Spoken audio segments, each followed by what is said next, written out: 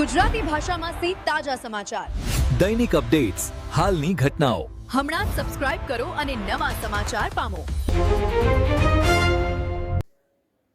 ધરણીધર તાલુકા પંચાયતમાં નવી બોડી રચાઈ. પ્રમુખ પદે નીલાબેન સોઢા બિનહરીફ, ઉપપ્રમુખ તરીકે અરજીભાઈ પટેલ વિજેતા. વાવથરા જિલ્લાના નવસર્જિત ધરણીધર તાલુકા પંચાયતમાં આજે પ્રમુખ અને ઉપપ્રમુખ પદની ચૂંટણી પ્રક્રિયા શાંતિપૂર્ણ માહોલમાં પૂર્ણ થઈ હતી.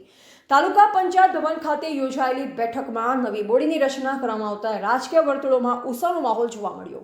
મળતી માહિતી મુજબ કુલ 16 સભ્યોમાંથી 15 સભ્યો બેઠકમાં હાજર રહ્યા. પ્રમુખ પદ માટે નીલાબેન ભારમલભાઈ સોઢાએ ઉમેદવારી નોંધાવી. તેમની સામે અન્ય કોઈ ઉમેદવાર દ્વારા ફોર્મ ન ભરાતા ચૂંટણી અધિકારીએ તેમને બિનહરીફ પ્રમુખ તરીકે જાહેર કર્યા. તેમની વરણી થતા સમર્થકોમાં ખુશીનો માહોલ જોવા મળ્યો. જ્યારે ઉપપ્રમુખ પદ માટે 2 ઉમેદવારો વચ્ચે સીધી ટક્કર જોવા મળી. મતદાન પ્રક્રિયા પૂર્ણ થયા બાદ પટેલ અરજીભાઈ જેવતાભાઈને 13 સભ્યોનું સમર્થન પ્રાપ્ત થતા તેઓ પ્રમુખ તરીકે વિજેતા જાહેર થયા. નવી બોડીની રચના બાદ તાલુકા વિકાસ કાર્યને વધુ ગતિ મળશે તેવી આશા સ્થાનિક આગેવાનો અને સભ્યો દ્વારા વ્યક્ત કરવામાં આવી. એવા રાણાભાઈ પારેગી, વાવથરા. હું નીલાબેન સોઢા, ધરણીધર તાલુકા પંચાયતના નિયુક્ત પંચાયત ચૂંટણીમાં મને પ્રમુખ પદ સોંપવામાં આજે મળ્યું છે. તો હું તમામ જનતાઓનો આભાર માનું છું અને દિલથી ખૂબ ખૂબ એમને ધન્યવાદ કરું છું કે અમારે દરેકના કામ કરીશું. આજે તાલુકા પંચાયતના પ્રમુખ અને ઉપપ્રમુખની ધરણીધર તાલુકાની ચૂંટણી હતી. એમાં અમારા જોડિયાળી સીટ ઉપરથી ચૂંટાયેલા સોઢા નીલાબેન ભારમલભાઈ, જેઓને પ્રમુખ પદે વિજેતા જાહેર કરેલ છે.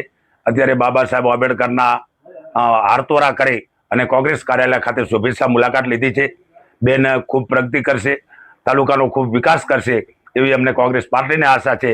અમારી બહુમતી ન હોવા છતાં ધરણીધર ભગવાનની કૃપાથી અમે પ્રમુખ બન્યા છીએ. એ બદલ દિલથી બધાનો આભાર માનીએ છીએ.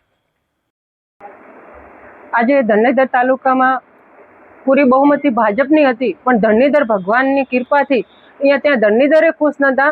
એટલે એ નાળિયેર આજે અમારા મહિલા લીલાબેન સોઢાના ઉપર ડોળવામાં આવ્યું છે અને લીલાબેન સોઢાને પ્રમુખ પદે નિમણૂક કરવામાં આવ્યા છે. તો હું તમામ ધરણીધર તાલુકાના પ્રજાને અને ચૂંટાયેલા સભ્યોનો ખૂબ ખૂબ આભાર માનું છું. અને આ બાબા સાહેબ આંબેડકર ના સંવિધાનના લીધે જ થાય છે. કારણ કે બાબા સાહેબ આંબેડકરનું જે સંવિધાન છે ને, એ જ અમારો મહિલાને જે હક અપાવ્યો છે, એ ખરેખર આજે સાબિત થયું છે કે બહુમતી ભાજપની છે. ટોટલ ભાજપના સભ્ય બહુમતીથી છે અને એક જ અમારા કોંગ્રેસના બેન હતા અને આજે એમને આપવું જ પડ્યું પ્રમુખ પદ. એ બદલ ખૂબ ખૂબ બાબા સાહેબ આંબેડકરનો આજ જેટલો પણ આભાર માનું એટલો ઓછો કહેવાય. અને લીલાબેન અમને વિશ્વાસ છે કે ચોક્કસ તાલુકાનું વિકાસ કરશે અને સારા કાર્યો કરશે. સોઢા, ધરણીધર તાલુકાની પ્રમુખ તરીકે હું આજે પ્રમુખ પદ મને સોંપવામાં આવ્યું છે. જય ભીમ, જય સંવિધાન, જે ભીમ આંબેડકર બાબા સાહેબના બંધારણને લઈ અને એમનો ખૂબ ખૂબ આભાર. એમની હું ઋણી રહીશ અને એમના ઘડવૈયાને અને એમના બંધારણના લીધે જ આજે આ બહેનોનું માન સન્માન જાળવી રખાય છે. તો એમનો ખૂબ ખૂબ આભાર અને અમારા મતદાર ભાઈઓનો પણ ખૂબ ખૂબ આભાર અને એમનો ખૂબ ખૂબ અભિનંદન. ધરણીધર તાલુકો નવો બન્યો છે, શું કયા વિકાસની વાતો મોદી કામ કરશો? વિકાસ માટે તો અમે ગામમાં પાણીની સમસ્યા, કોઈ રસ્તાઓ ગમે તે અમારા કામ આવશે તે અમે કામ કરીશું. દરેકનું કામ કરીશું, સારા વિકાસનું કામ કરીશું. નાના મોટાના દરેકના કામ થશે.